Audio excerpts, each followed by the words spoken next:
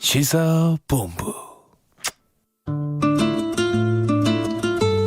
예, 1시 9분 지나고 있습니다. 시사본부는 청취자 여러분들의 참여 기다리고 있습니다. 샵 9730으로 의견 보내주시면 되고요. 짧은 문자 50원, 긴 문자 100원, 어플리케이션 콩은 무료로 이용하실 수 있습니다. 팟캐스트와 콩, KBS 홈페이지를 통해서 다시 들으실 수 있고 유튜브에서 일라디오 아니면 시사본부 검색하시면 영상으로도 만나실 수 있습니다.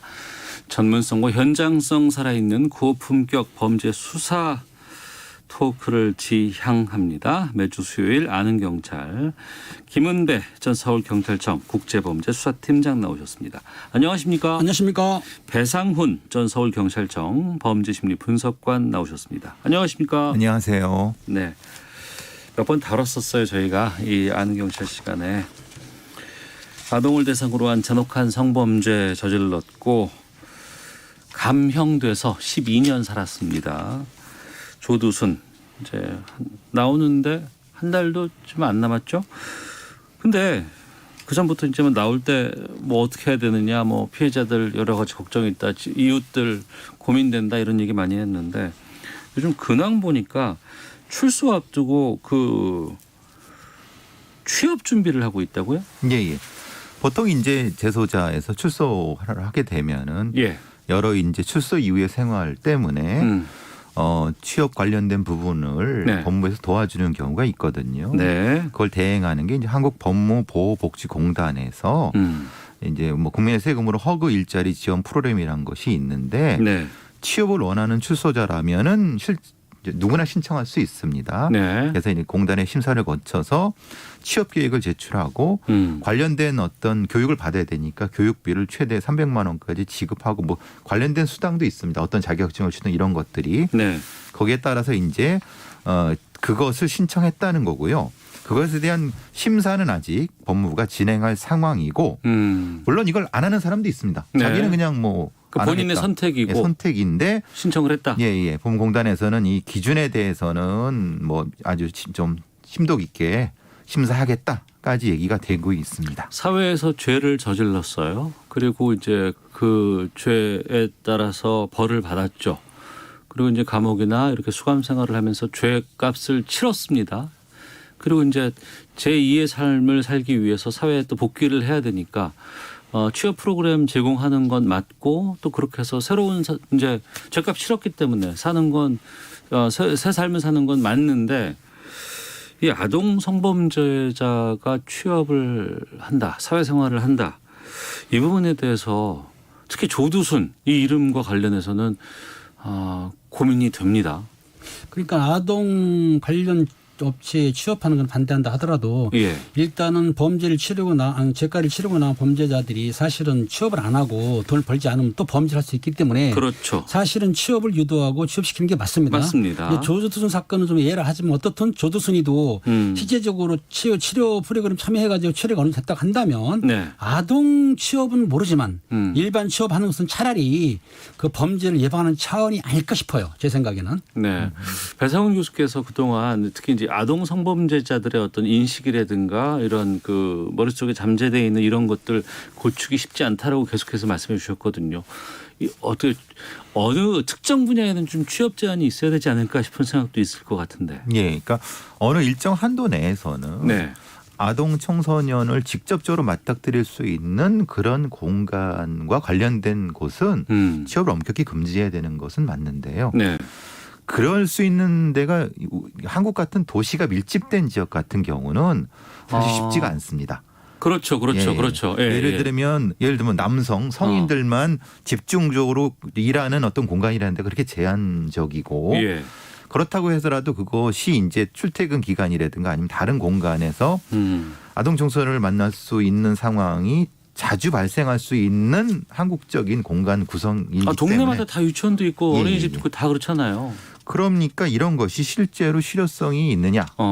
물론 이제 법상으로 이제 아동 관련 청소년 관련 취업 제한을 두고 물론 근데 지금 조두순은 거기에 적용이 안 됩니다만은 왜냐하면 형량 확정된 후에 10년이기 때문에 그것도 참 불합리하지만 그 부분에 현실성 있는 방안을 좀 더 고민을 했어야 되는 거 아니냐. 네. 법무부에서. 그러니까 매우 법규에 매여 갖고 현실적으로 실행되기 어려운 상황인 상태에서 지금 부랴부랴 뭘 하고 있는 좀 허둥대는 서두름 보이는 것이 아니냐 이런 비판이 있는 거죠. 네, 출석 후에 이제 자기 집으로 갈 거 아니겠습니까?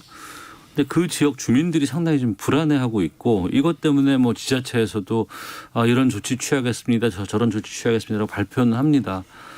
근데 그게 사람도 많이 필요하고 예산도 많이 들어가고 그럼에도 불구하고 안 할 수는 또 없는 상황인 것 같은데 지금 김은배 팀장께서 좀 정리해 주시죠. 그렇습니다. 지금 그 조수신이가 12월 13일 날 출소하는 돼 있어요. 출소하는데 말에 의하면은 안산으로 가겠다. 원래는 이제 그 경생보호에 있는 강북구를 가기로 했는데 거기서 반대를 했던 것 같아요. 그러니까 안산으로 오겠다고 하는데 안산에 또 자기 처가 산다는 거예요. 그렇다고 한다면 거주 이전에 자기가 있기 때문에 막을 수는 없어요. 네. 하지만 안산을 왔을 경우에서 안산은 지금 난리가 난 겁니다. 그러니까 안산에서는 뭐 청원경찰 6명을 또 추가로 뽑았네. CCTV를 뭐 200 몇 대를 또 추가로 설치한다. 그 경찰청하고 법무부하고 여가부에서 합동을 해가지고 주변에 여성 안심 또 구역을 만들었어요. 1km 정도 반경을. 그리고 또 조두순이가 전자 발찌를 부착하지 않습니까? 예. 그러면 그 1대1로 전자감시 사람을 또 하나를 또 바친 거예요. 뿐만 아니라 경찰서에서는 여천개 중심으로 해가지고 한 개 팀이나 두 개 팀 정도를 전담시키는 거예요. 그러면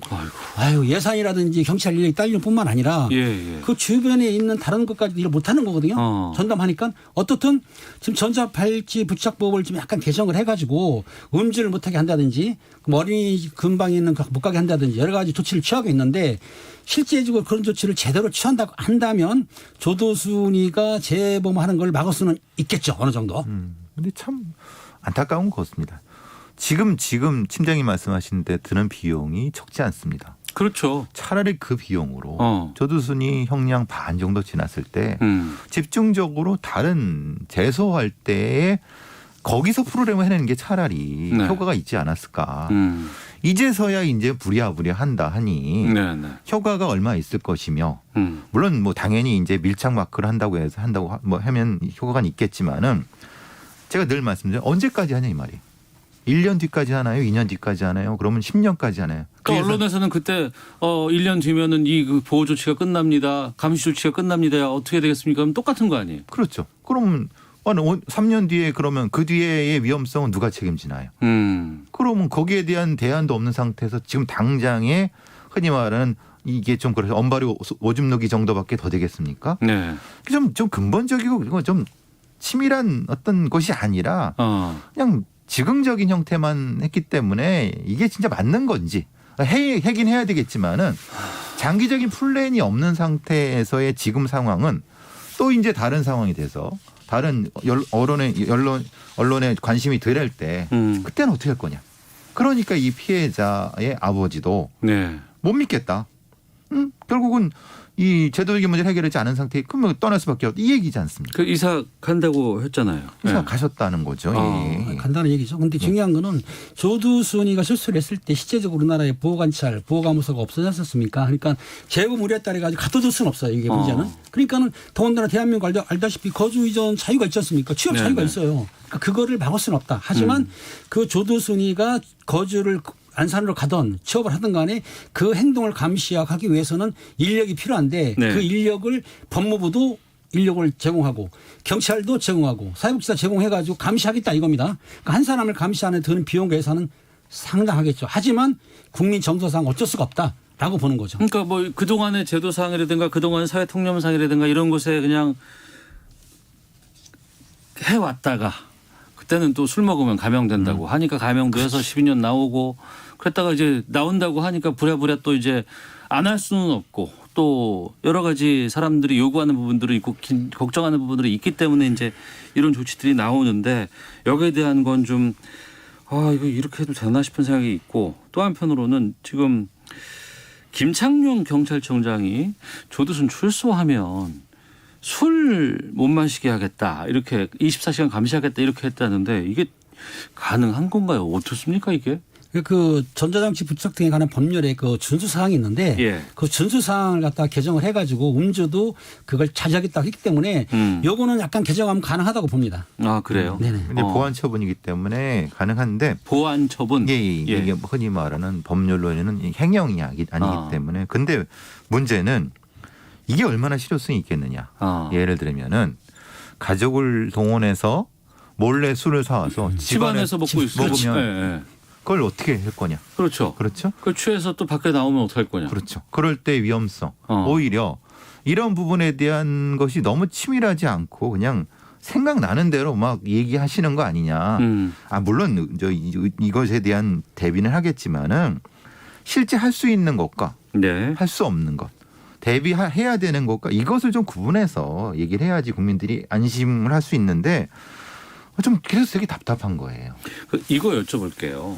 최근에 이제 법을 좀 바꿔서 또 지금 뭐 이수진 의원인가요? 또 이런 얘기하신 것도 좀 들어봤는데 화학적으로 치료를 해야 되겠다. 그러니까 그 전에 뭐 거세라는 말을 썼다고 하는데 화학적인 치료 가능하다는 얘기가 나오거든요. 이건 어떻습니까? 근데 조두순한테는 적용이 안 되는 것은 이 법은 조두순이 범죄가 된 이후에 제정된 거기 때문에 네. 조두순한테 적용이 안 됐는데 물론 법을 이제 개정해서 네. 이런 수 있죠. 본인이 원하는 한도 내에서 예. 화학적인 치료를 가능하게 하는 법을 제정한다고 하고 조두순 같은 위험한 범죄 예상자를 설득해서 이런 치료에 들어가게 하는 그런 방법은 충분히 가능할 수 있고요. 네.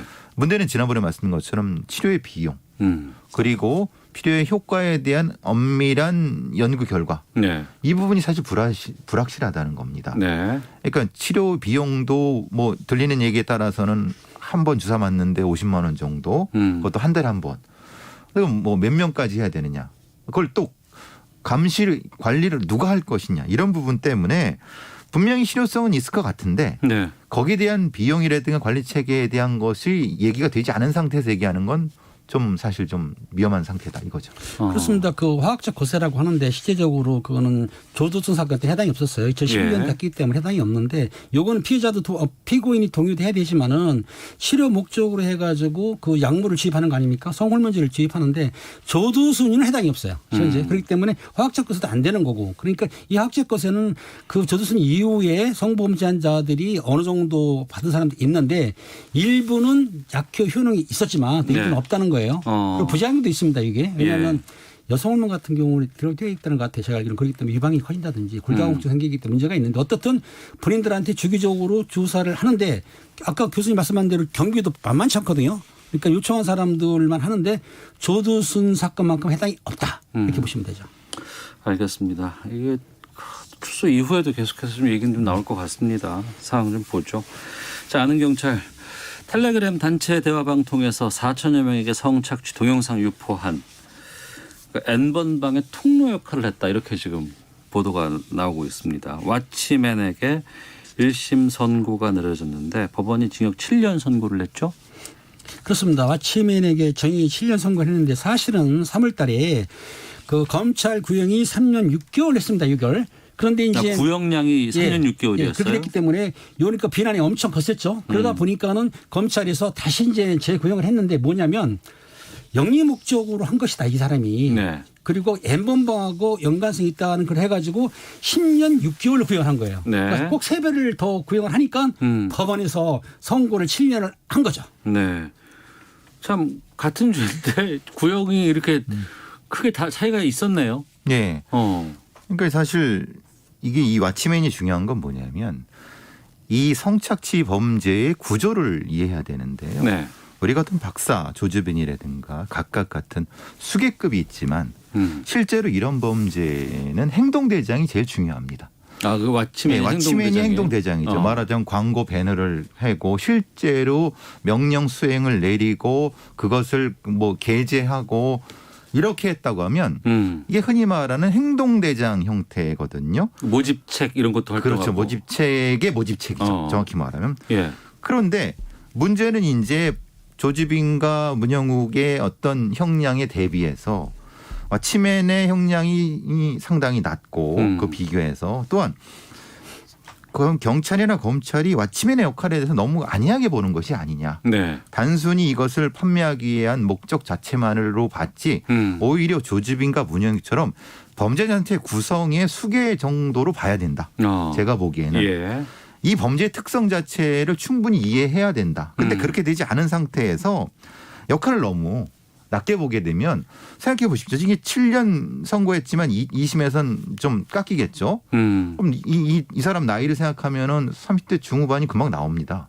그때 이 사람이 어떻게 할 것인가. 이 대단히 위험한 성착취 범죄는 재범 가능성이 굉장히 높거든요. 예. 근데 이미 일사부재리가 돼버리면은 그래서 참 전 걱정입니다. 이게 이 위험성을 너무 우리 수사기관과 사법부에서 너무 낮게 보는 것이 아닌가 때문에 걱정입니다. 네.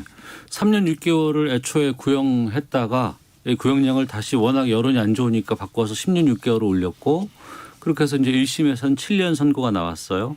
그럼 2심 가서는 7년 선고 위로는 올릴 수는 없고. 그렇죠. 그보단 뭐 같거나 낮게 판결할 수밖에 없는데. 그렇진 않습니다. 왜냐하면은 본인이 항소를 한다 하더라도 검찰에서도 항소를 할 겁니다. 같이. 검찰에서도 예. 10년 6개월까지는 할 수 있으니까. 그렇기 때문에 항소를 하기 때문에 예. 높아질 수도 있는데 지금 검찰에서 주장하는 건 뭐냐면 아동 청소년 성보호법에 따르면 성폭력법 따르면 거기에 제작했을 경우에는 무기징역까지 가능하거든요. 네. 그렇기 때문에 가능한 거기 때문에 한 거고 지금 그 말씀드린 마침이라는 사람 전모 씨라고 하는데 이 사람이 그 텔레그램 방에 그 박사방에 4개 채널 해가지고 했지 않습니까? 그러니까 희조라고 할 수는 있는데 네. 어떻든 그동안에는 좀 안일하게 됐던 건 맞아요. 근데 이제 문영우 각각이라든가 이런 사람들 처벌하다 보니까 이게 심각하다 싶으니까 검찰에서도 그 법을 또 적용해가지고 구형을 했고 법원에서도 보니까는 그 상황에 따라서 7년 선고했기 때문에 제가 보기에는 7년보다는 낮아질 것 같지는 않다. 2심 간다 하더라도 그렇게 이제 전망하고 있는 거죠. 네.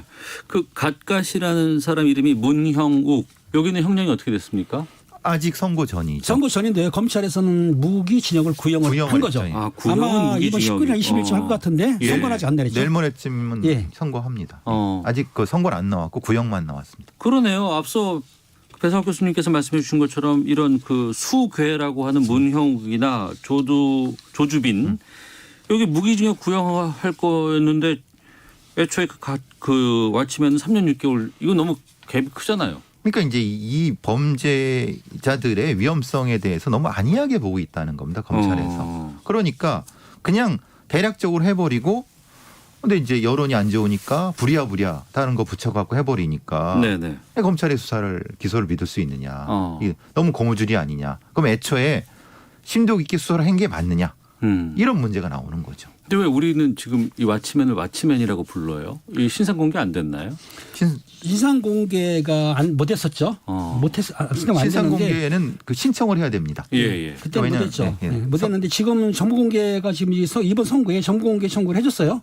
정보 공개는 가능합니다. 하지만 그 당시에는 신상 공개를 청구 안 했기 때문에 신상 공개를 못했던 거죠. 그러니까 기소돼서 재판하게 되면은 안 됩니다. 예. 재판 전에만 가능한 거고 이제 그것을 형량을 통해서 공개가 되는 건 나중에 문제고. 네. 그러니까 지금 빈 공간이 있는 거고. 그래서 제가 말씀드린 건 너무 안이하게 생각했다는 거예요. 이 그러니까 왓치맨과 관련된 수사라든가 여러 가지 진척이 신상 공개도 했어야 되는데 예. 그냥 넘어간 겁니다. 근데 지금은 하지 못합니다. 이미 기소가 되고 재판 중에는 할 수가 없는 겁니다. 형량 줄이려고 반성문을 12번 제출했다고요? 이 대법원 양형에 따르면 반성문을 제출하거나 네. 피해자하고 합의하게 되면은 사실상 감형이 가능하거든요. 그러니까 그걸 노려가지고 12번 정도의 반성문을 쓰긴 썼는데 네. 반성문을 쓰긴 썼다 하더라도 거기에 뭐 수사기관을 조롱하는 것도 있던 것 같아요. 그래서 법원에서는 이 반성문에 대해서 심각하게 받아들이는 것 같지는 않습니다. 지금 현재로 그러니까 보기에. 말하자면 그거죠. 반성한다라고 하는데 구체적으로 뭘 반성하느냐는 안 쓰고 네. 자신 사정만 쓴 거죠. 그게 그러면 판사가 보기에 이게 반성이 맞느냐? 그러니까 반성 안 하고 그냥 쉽게 말하면 탈출하기 위한 이거 그냥 여러 가지 증거만 좀 곱하기만 하는 자기 거죠. 반성보다는 자기 변명이죠. 변명만 쓴 거라 볼 수 있는 거죠. 근데 이거를 그러니까 이제 이 수사기관도 보고 그런 건 이게 보통 수사기관을 조롱하려고 하는 건가 이런 느낌도 든다는 겁니다. 참나. 너무나도. 그 앤던방 말씀해서 지금 좀 그때도 얘기했었는데 그 성착취물 구매했던 사람들 있지 않습니까? 성착취물을 구매. 네. 그리고 이제 또 그 온라인상에서 이렇게 해주세요, 저렇게 해주세요, 또 요구도 했다면서요. 이 사람들 지금 어떻게 됐습니까? 그러니까 수사 진행 중이고 신원은 파악해서 진행 중인데 예. 신원 공개는 어차피 불가능할 것 같고요. 차차차차 이제 저 기소가 들어가는데 사실은 좀 어렵습니다. 이게 뭐냐면 처벌이 네. 실형 처벌은 사실은 어려울 것 같아요. 지금으로 봐서는. 그 교사도 있었고 경찰도 있었고 좀 그 신원들이 조금 공개된 건 있었잖아요. 일부죠. 일부. 일부죠. 예. 그러니까 일단은 유료형 같은 경우는 입건이 가능한데 우리 한번 본 사람 같은 경우는 처벌을 못했거든요. 그러니까 네. 이 법을 나눠보시면 돼요. 지금 법이 바뀐 게 뭐냐면 아동 청소년 음란물을 옛날에는 배포하거나 제작하면 처벌했지 않습니까? 예. 그런데 이 지금 법이 바뀌어가지고 내가 소지하거나 시청해도 처벌합니다. 네. 1년 이상 징역을 취할 수는 있어요. 예. 또 하나 뭐냐면 옛날에 아시겠지만 성음란물이라고 그러죠. 아동을 성인권은 시청하거나 소지해도 처벌을 안 했습니다. 네. 법이 바뀌었습니다. 지금 음란물. 그러니까 음란물을 하는 건 좀 애매하긴 한데 그 피해자가 원치 않아서 찍은 거. 네네. 무슨 말씀인지 아시죠? 예. 그런 경우를 내가 봤어요. 알면서. 그리고 그걸 소지했어. 그럼 3년 이하 징역이 처할 수는 있어요. 그게 네. 바뀌었어요. 그러니까는 음란물이 돌아다니는 걸 배포하는 것만 처벌하는 게 아니고 받아가지고 보는 사람도 처벌하니까 앞으로 음란물을 보시면 안 되겠죠. 근데 알겠습니다. 지금 문제는 그겁니다. 예. 이게 법은 바뀌었는데 수사관들의 관행은 아직 안 바뀐 겁니다. 그러니까 거기까지 여파가 아직 안 가는 거죠. 예. 그러니까 빨리 반해야 되는데 팀장님 말씀은 그렇게 법은 바뀌었다는 거고 실제 처벌되는 건 다른 문제인 겁니다. 알겠습니다. 청취자 의견 소개해드리죠. 김세정님. 조두순 같은 아동 대상 성범죄자에게는 화학적 고소했으면 좋겠습니다. 예방 차원으로 이런 범죄에 대해서는 또 무기징역 내려야 합니다. 가윤하님. 소 잃고 외양간 고친다고 하죠. 이렇게 내보낼 수밖에 없다면 최소한 부서진 외양간이라도 고쳐야 합니다. 허점 있다는 걸 알았다면 대책 마련했어야 합니다. 4790님. 김은배 형사님 지난번에 아침마당에서 봤습니다. 진짜 멋진 형사 중에 형사님 같더라고요. 오늘도 방송 잘 듣겠습니다. 라고 감사합니다. 의견도 보내주셨습니다. 고맙습니다. 자, 뉴스 듣고 기상청 교통정보 확인하고 돌아와서 두 분과 계속 말씀 이어가도록 하겠습니다. 네, 아는 경찰 배상원 전 서울경찰청 범죄심리분석관 김은배 전 서울경찰청 국제범죄수사팀장과 함께하고 있습니다. 방송 중에 집을 공개를 했는데 이게 논란이 됐고 결국에는 활동 중단을 선언하기도 했습니다. 혜민 스님 얘기인데요. 배상원 교수께서 좀 정리해 주시죠. 사실 많이 불편하죠. 이게 뭐 11월 7일 날 방송된 프로그램에서 본인의 그 집을 공개하고 집을 공개한 게 범죄가 되는 건 아닙니다. 예. 그리고 이제 그 내 안에 있는 어떤 분, 그러니까 이제 혜민 스님의 기존에 본인이 하신 말씀, 본인의 책, 본인의 방송 활동 여러 가지를 봤는데 네. 그 상황과 지금 이제 집 공개를 해서 하는 것이 뭐가 좀 불일치하는 것이 아니냐. 그동안 방송이라든가 또 SNS상을 통해서 얘기했던 여러 가지 발언들, 의견들, 견해들이 있었는데 그렇죠. 그게 그것만 보고 생각했던 분 입장과 막상 집을 딱 보니까 어떻게 저렇게 될까 이런 거죠. 특히 이제 무소유를 하셨던 오래된 큰 스님을 직접적으로 SNS에서 비판을 하셨어요. 혜민 스님이. 그러니까 그분을 비판할 때 본인의 입장. 네. 근데 지금은 이제 거꾸로 된 거죠. 본인은 무소유를 주장하시면서 네. 뭐 그 집이 어떤 형태인지 모르지만 뭐가 좀 이상하지 않느냐. 법을 어긴 건 아닌데 네. 본인의 말과 행동이 안 맞는 거다. 그런데 결국은 청년들한테 청춘들한테 희망을 얘기하고 이걸 얘기하는 건 아니지 않느냐라고 네. 하는 비난이 있는 거죠. 그렇습니다. 혜민 스님이 집을 사는 집을 공개를 했는데 그 전망이 너무 좋은 거예요. 남산이 보이는 전망이 남산 뷰라고 그러죠. 보이기도 하고 집을 보니까 혼자 사시는데 절이 아닙니다. 아닌데다가 첨단 전자기기가 있고 또 그리고 본인이 출근하시는데 스타트업의 기업에 출근하는 거예요. 네. 그 앱 같은 명상을 만들고 그러니까 스님이 무소유를 주장했는데 알고 보니까는 풀 소유더라. 가진 게 많더라. 이래가지고 비난이 듣고 또 부동산 문제가 터졌는데 파란 눈의 스님이라는 모 스님이 페이스북에 직접적으로 직격탄을 날렸어요. 네. 석가모니를 빙자하고 팔아먹는 도둑 땡이다. 또 모모하는 기생충이다. 이런 식으로 직격탄을 날리니까 이게 비난이 커지니까 혜민 스님이 모든 걸 내려놓겠다고 했는데 네. 더 재미있는 것은 하루 뒤에 네. 그 파란유의 스님하고 해민 스님하고 통화를 했다는 걸 10분을 했는데 예. 통화한 뒤에 그 극렬하게 비난했던 그 스님이 해민 스님은 참 아름다운 사람이다 이렇게 말을 바꿨어요. 예. 그러니까 누리꾼들이나 인터넷에서 참 어이없다, 황당하다, 뭔 소리야 이런 식으로 비난이 또 끌었던 거죠. 논란이 또 계속되는 게 해민 스님 소유의 집을 대한 불교 관련된 단체에다가 팔았는데 여기서 또 실소유주 논란이 있었다고요? 그러니까 본인 등기로 돼 있는 네. 거를 이건 예. 이제 말하자면 본인 등기로 돼 있는 걸 이 단체에 기부를 해요? 그러니까 팔았습니다. 돈 받고 팔았어요? 팔았다고 합니다. 팔았는데 근데 그 단체가 본인과 관련된 단체라는 겁니다. 그러면은 예. 자기가 자기한테 매매한 거 아니냐 소위 말하는. 네. 그러니까 근데 그 건물에 그럼 판 건 뭐고 실소유는 뭐냐. 그러니까 돈을 또 이득을 얻었다고 하면은 네. 이 상황을 어떻게 해석을 해야 되느냐. 그러니까 그 건물을 가지고 있으면서 돈은 돈대로 가지고 있는 이 상황은 본인의 무소유 주장과는 너무 동떨어진 거 아니냐 이런 얘기가 나오는 거죠. 우리가 영상을 통해서 접하는 그리고 이제 어렸을 때부터 학교에서 소풍을 간다거나 뭐 하면서 접하는 사찰, 절의 이미지가 있지 않습니까? 산에 이렇게 주로 있고 풍경 소리가 들리고 규모가 좀 크고 그리고 그 스님들은 거기서 기거하는 줄 알았는데 보니까 이제 집도 따로 이제 있는 것 같고 그리고 이 사찰 같은 경우에는 소유가 이건 누구 건가? 그 사찰이요. 사실은 네. 해민 스님이 다른 사람들이 구입을 했다가 8억에 구입해서 9억에 팔았다고 신고가 돼 있습니다. 근데 판 데가 고담선원이라고 조계정의 산하는 맞습니다. 그런데 예. 고담선원의 주지가 누구냐?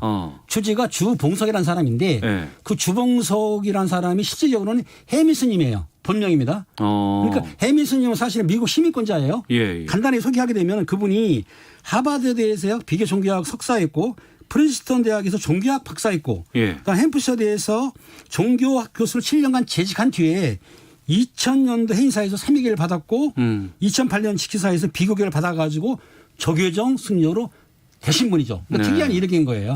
그러니까 그 사람들이 말하기는 그렇다 한다면은 종교적인 그 수양보다는 사학가가 아니냐 그렇게 보는 거죠. 그러니까 이제 저기 앵커께서 질문하신 거에 답을 드리면은 우리가 보는 많은 사찰의 소유는 종단 소유인 게 많습니다. 그렇게 알고 있어요. 그런데 저도. 이제 네. 보는 절 중에서 개인 소유가 또 많습니다. 그래요? 그리고 그것을 거래하는 사이트가 따로 있습니다. 이거는 사찰 거래 사이트. 예, 이거는 이제 교회 거래 사이트 따로 있다면서요? 예. 이거는 뭐냐면은 제가 다른 거 수사 때문에 네. 알게 된 것은 그건데 그게 사실 어떤 경우는 10억도 넘고 20억도 넘고 그래서 이게 무슨 사찰이 그런 것이 있느냐라고 하지만 사실 그렇지 않습니다.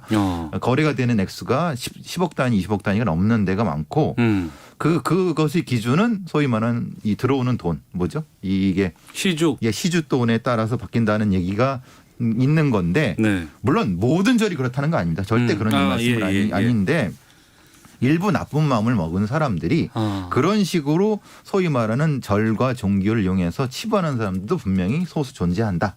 그런 거를 일반 대중들이 알고 있기 때문에 지금 이 해민 스님 논란에 대해서 심각한 실망을 갖게 된 거죠. 알겠습니다. 저희 시사본부에서도 이제 그 대형 교회 세습 논란이라든가 또 이런 부분에 대해서 좀 비판을 한 적도 있었는데 지금 사찰과 또 스님에 대한 논란까지 좀 나오곤 있습니다.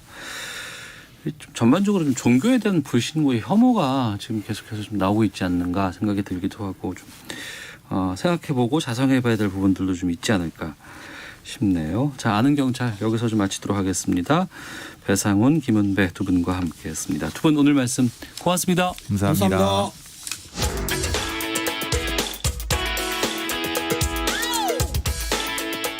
오태훈의 시사본부는 여러분의 소중한 의견을 기다립니다. 짧은 문자 50원, 긴 문자 100원의 정보 이용료가 되는 샵 9730, 우물정 9